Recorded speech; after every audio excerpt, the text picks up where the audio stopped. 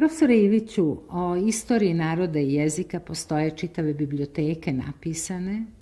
Pre 30 godina i vi ste objavili knjigu Srpski narod i njegov jezik, ali ja bih vas zamolila da za jedan široki auditorijum kažete o srpskom jeziku, iz istorije srpskog jezika, ono što bi trebalo nekako svi da znamo, bez obzira da li se bavimo izučavanjem jezika ili ne.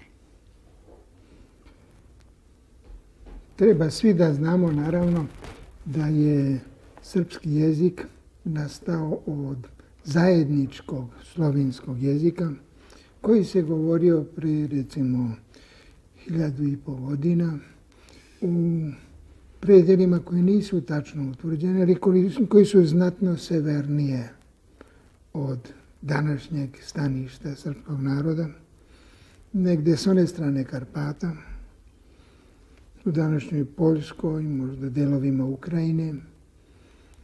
Znači su se preci doselili ovamo, donoseći taj jezik. Drugi su se razišli, drugi Sloveni, na druge strane. Tako je nekada zajednički slovenski jezik pretvoren u niz pojedinačnih slovenskih jezika.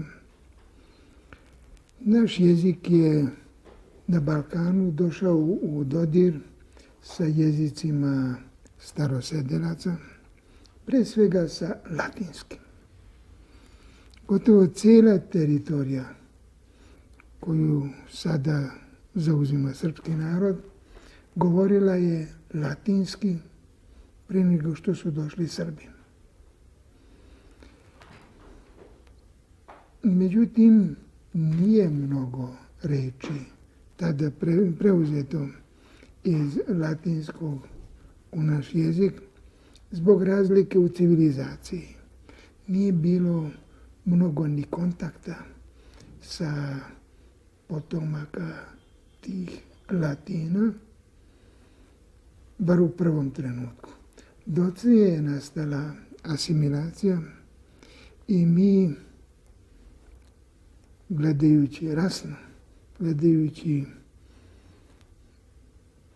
koliko predaka imamo slovenskih, a koliko balkanskih, možemo reći da mi nismo u potpunosti Sloveni, nego da se u velikoj meri uklapamo u balkanski ambijent.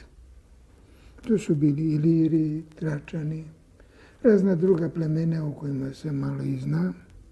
Od njihovog jezika također u našem jeziku skoro ništa nema.